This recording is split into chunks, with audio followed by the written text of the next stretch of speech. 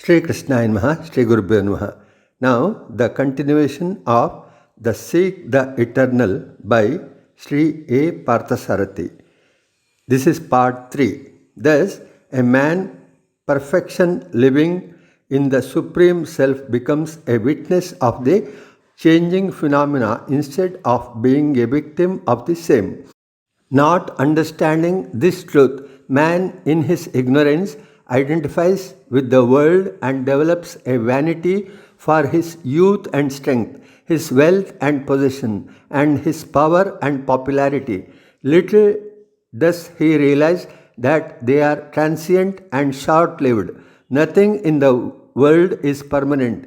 Things and beings and joys and sorrows appear and disappear like waves in the ocean. They stay for a while and pass away. The deluded in their imagination that these are permanent cling to them and suffer when they are lost.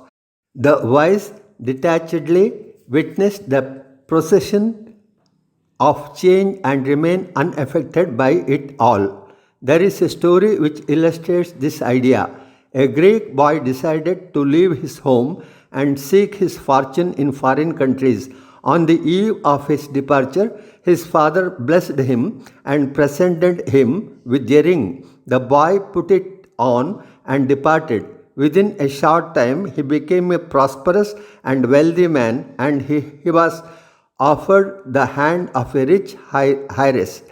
While he was thus rejoicing in his good fortune and his wedding was about to take place, he received the tidings that his ships were wrecked in the seas and he was made a pauper overnight. The shock was too much for him to bear and he decided to put an end to his life. At that moment of desperation, he remembered his father and his parting gift. He took the ring out, and as he was rolling it over with his fingers in a pensive mood, he noticed for the first time that some letters were inscribed on the inner surface. He carefully examined them and read the following words: "Even this will pass away." This was a revelation for him, for then he realized the wise father's counsel that everything in life, including the sorrow, is impermanent and shall pass away. All that there is in the world wears away and is ultimately consumed by the passage of time. Nothing remains permanent except the Supreme Self that causes and observes the procession of change. Hence, the Acharya appeals: leave these ephemeral objects of the world and seek the Divine Self, which alone will give everlasting peace and happiness. Man is lured away from his Divine Self by the gusts of desires rising in his bosom. Impelled by his desires, he moves from object to object seeking pleasure, but invariably he reaches a blind alley of disappointment and dissatisfaction. He thus falls a prey to the persecutions of his physical body and its activities, his mind and its emotions, and his intellect and its plans and schemes. The wheel of time moves on and wears him down, but he, preoccupied with the world, takes no notice of the silent approach of the inevitable end. The epic Ramayana depicts this sad story of man. In the epic, Sita, the consort of Lord Rama, represents the ego or the individual, and Rama stands for the Supreme Self within. As long as Sita remained with her Lord, she enjoyed perfect contentment and happiness, be it in the palace in Ayodhya or in the hermitage in the jungle. Similarly, man enjoys peace and tranquility wherever he be, so long as he remains introvert and his thoughts rest on the divinity. When, however, his attention turns away from the Supreme and engages in the tantalizing dance of the sense objects of the world, he is harassed by the incessant demands of the sense organs.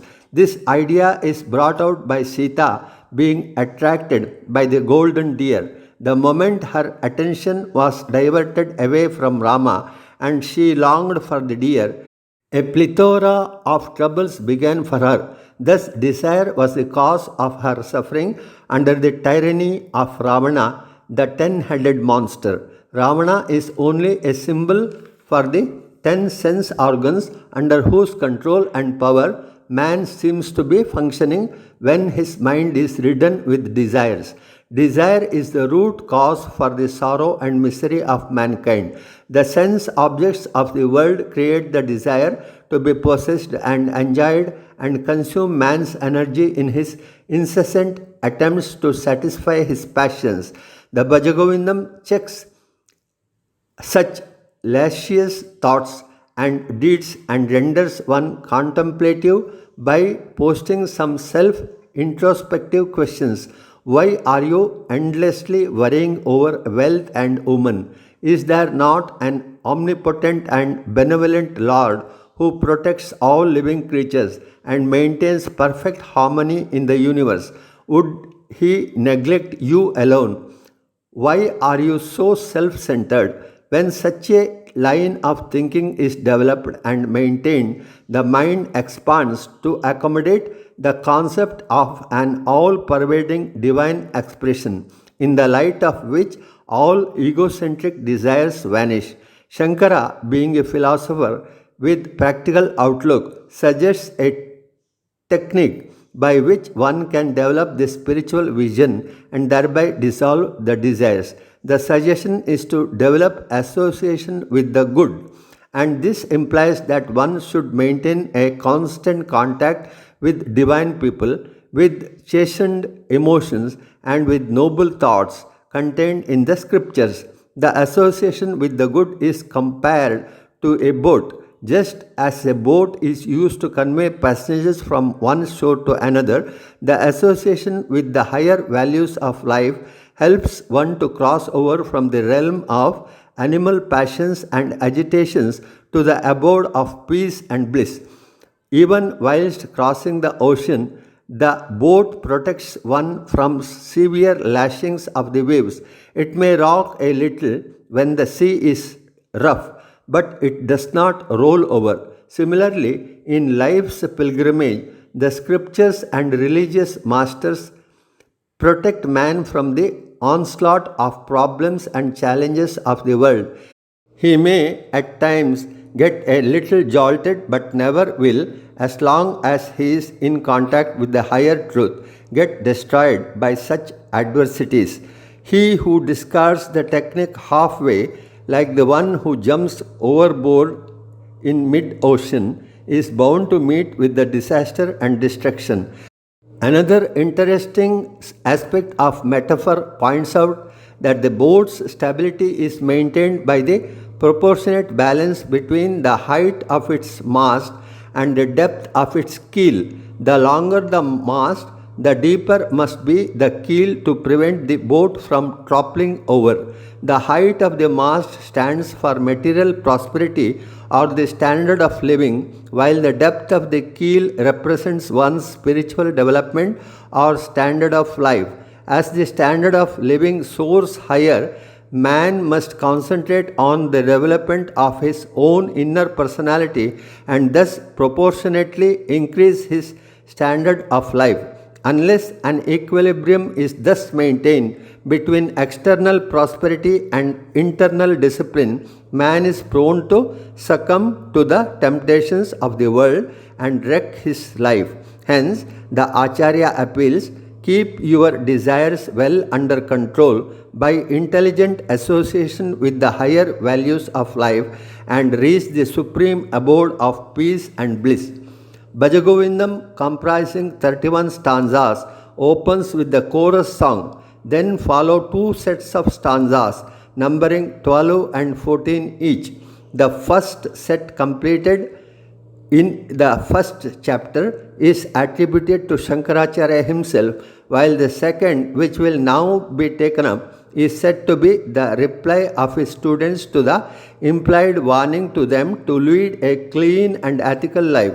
The two sets of stanzas are known as Manjarika Stotras. Manjarika means a bucket of flowers, and each stanza is likened to a flower.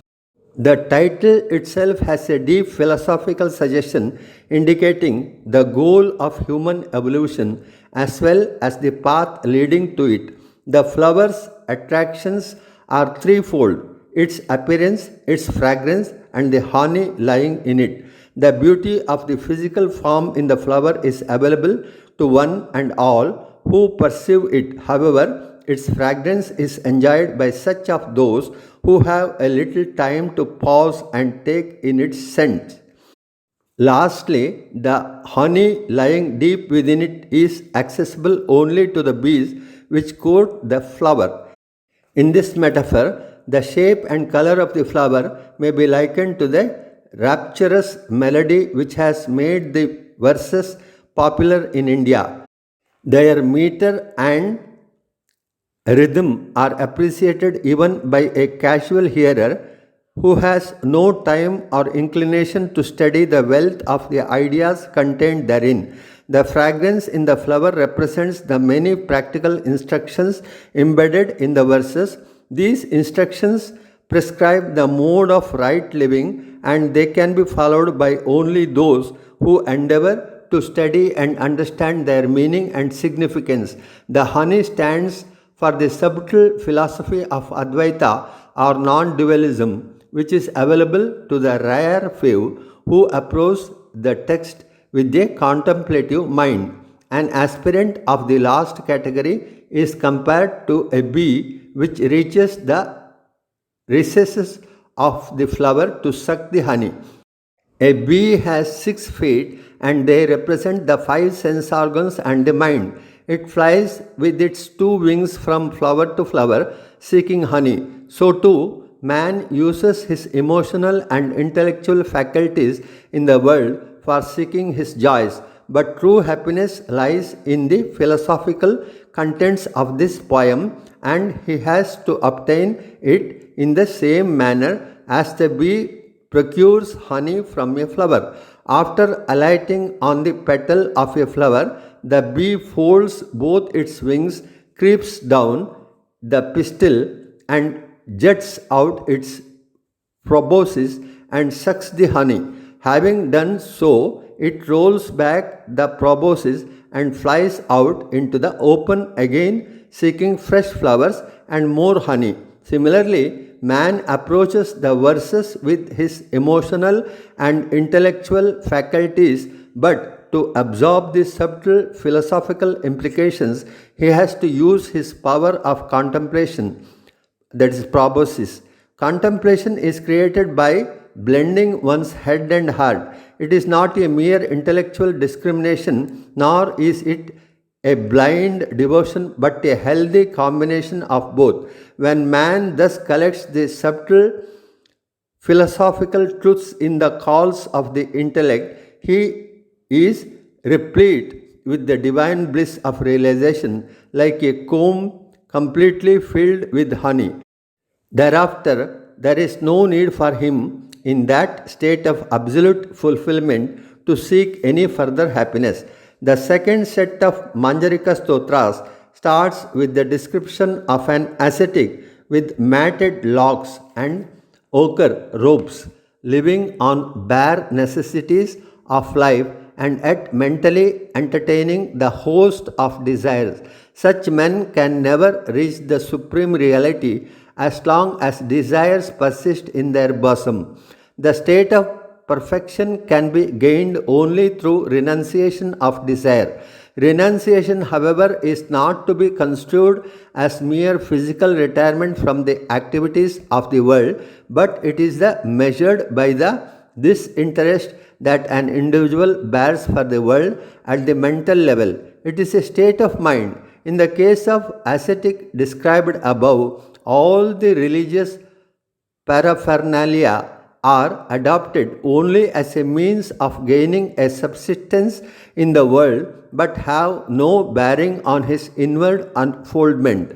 True renunciation can be developed through constant practice of right living, devotion, and scriptural study.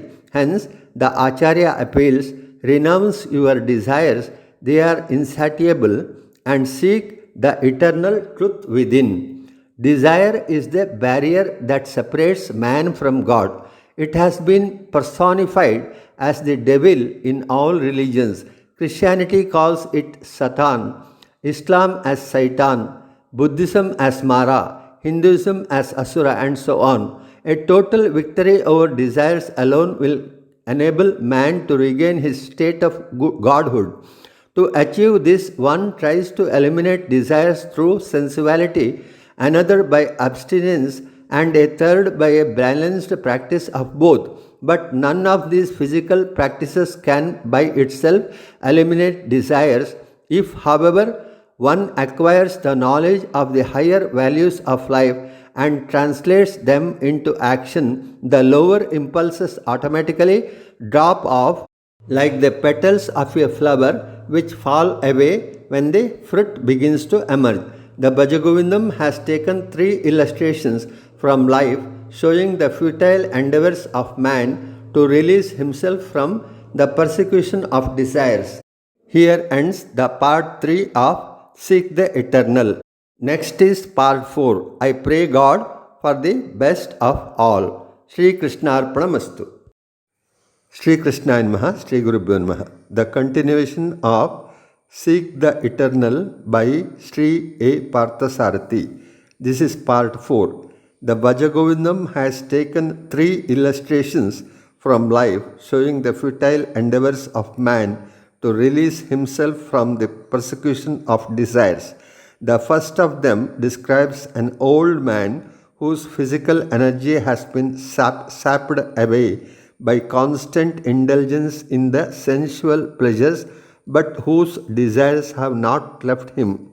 All his lifetime he has been trying to fulfill his desires by actually experiencing and enjoying the objects of his desires.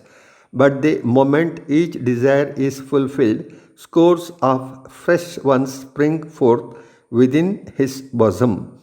The chase is endless, and in his ripe old age, with his hair turned grey, his mouth rendered toothless, and himself supported by a staff, he still lingers on with a bundle of desires with him.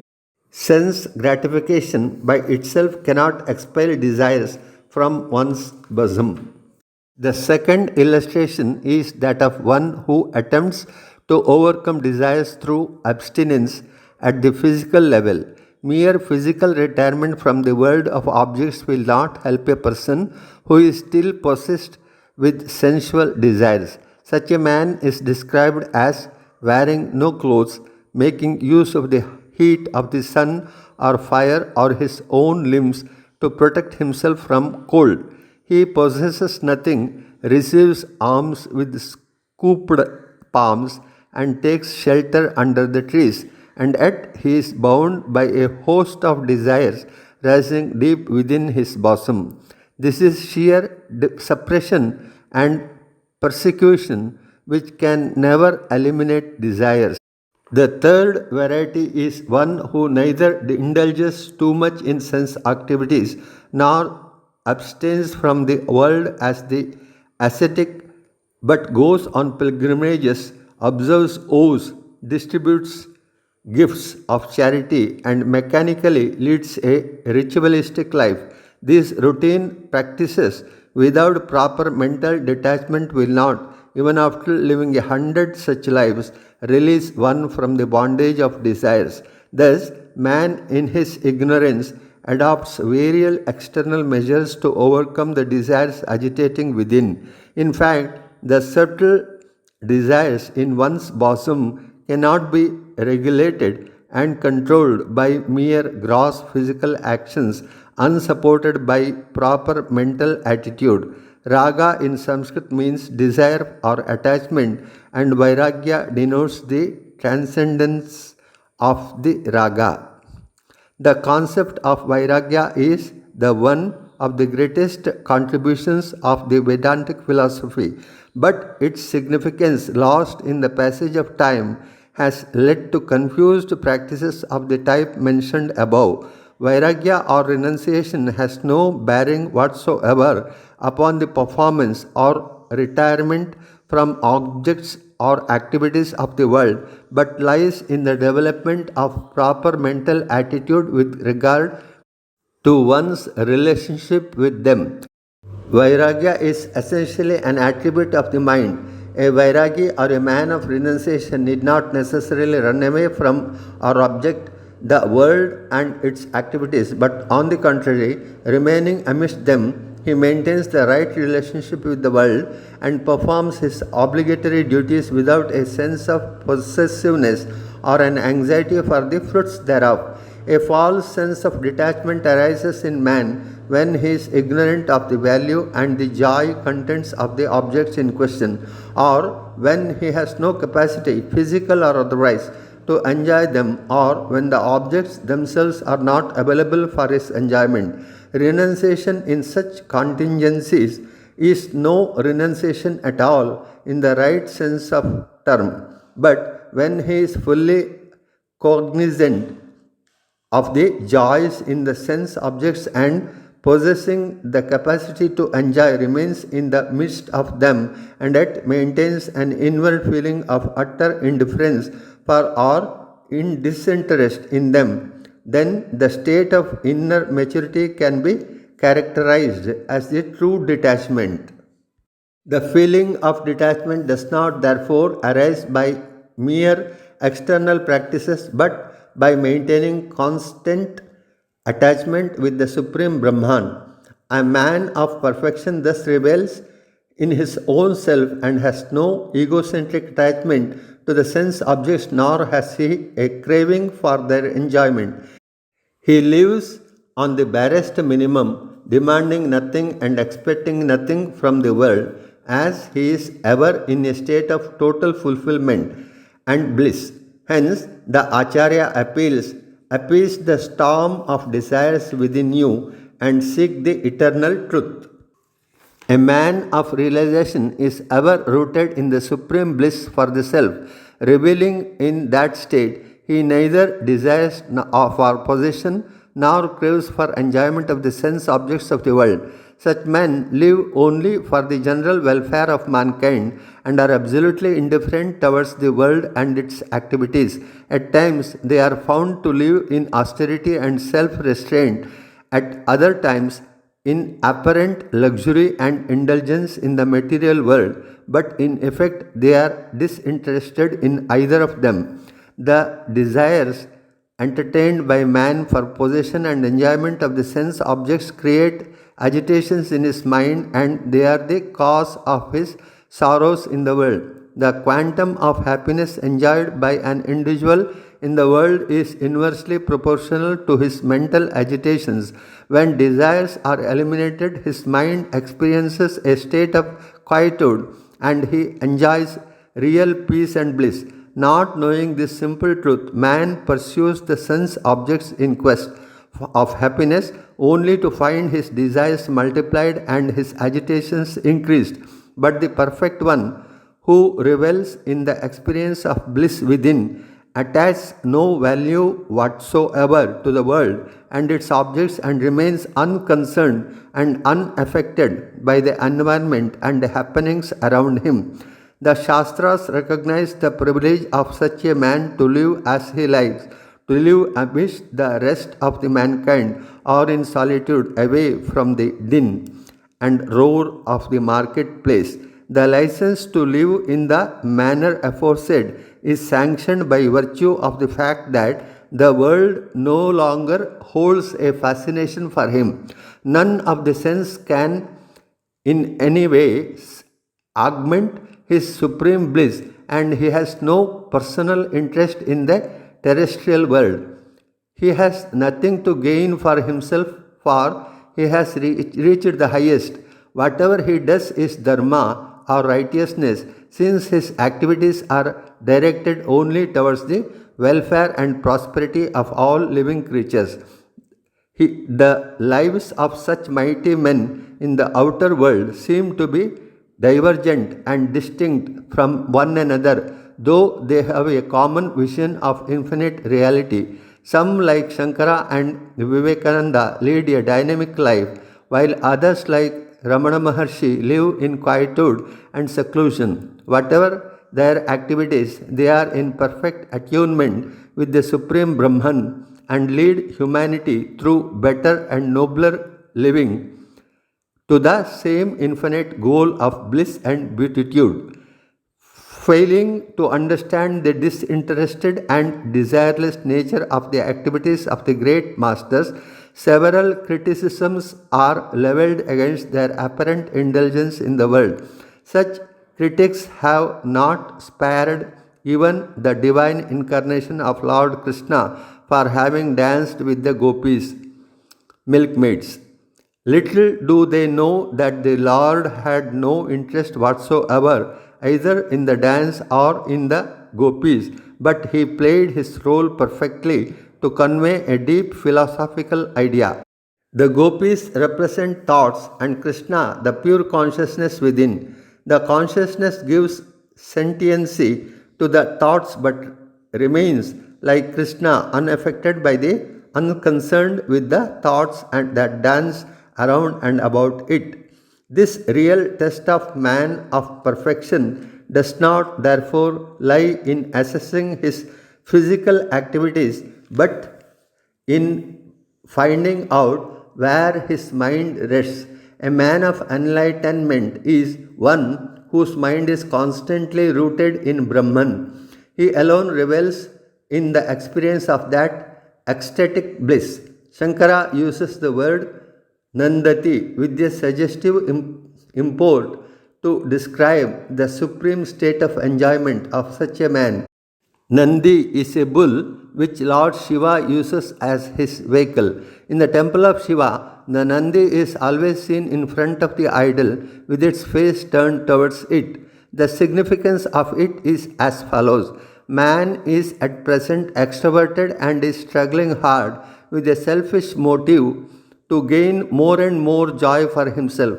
If, however, the same efforts are directed and dedicated to the Supreme Lord, he becomes a vehicle for the Lord to express himself in the world. A bull is chosen to represent such a man since it also works ceaselessly and selflessly for the general prosperity of all, being content with the mere dry grass and water for its sustenance. The bull looking towards the idol of Shiva indicates the dedication to the higher altar. Thus, when Siddhartha dedicated his tireless and selfless service to the Lord, he became a vehicle for the Lord to express himself as the Buddha. And so were all great masters of yore. Hence, the Acharya appeals, rest your thoughts on the self and come to enjoy the supreme bliss of reality. Amongst all other religions, Hinduism stands out unique in providing the technique for pursuing the path of divinity. Mere enunciation of the ideal or the theory of philosophy does not help one to progress in spiritual path unless it is supported by practical suggestions. In fact, true religion is an application of philosophy to life. Almost every textbook in Hindu scriptures provide the way and means to reach the ideal of truth indicated therein. The Bhajagovindam upholds this high tradition by prescribing three spiritual practices for application at the intellectual, mental and physical levels of the human personality. When literally translated, they read as follows. 1. A study of Bhagavad Gita. 2. Drinking a drop of Ganges water. 3. Worship of Lord Murari.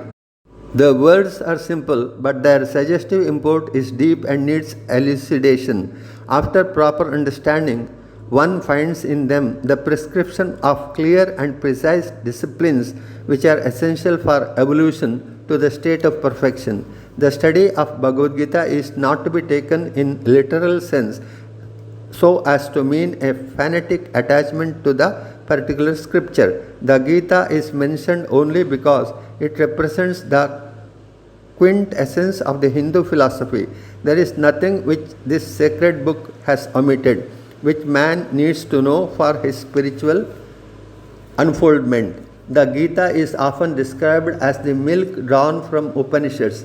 The Upanishads, which contain the highest philosophy known to mankind, are compared to a cow and the essence drawn from them is Gita. This being so, the use of the word Gita would imply that it is digest of essential philosophy which finds a place in every religion. Hence, the first discipline which is prescribed for the intellect is to study carefully the philosophical contents of the religion. The second part of the sadhana is intended to enable one's mental personality to cultivate devotion for the truth, which has been intellectually studied and understood. The drinking of a drop of Ganges water suggests the development of devotion. The Ganges stands for spiritual knowledge. According to a mythological story of origin of Ganges is Akashaganga, which was located in the heavens. King Bhagirath prayed to Akashaganga to descend down to earth and bless mankind. The prayer was granted. So he implored Lord Shiva to receive her torrential flow with his strength, for none else could bear the force of her descent.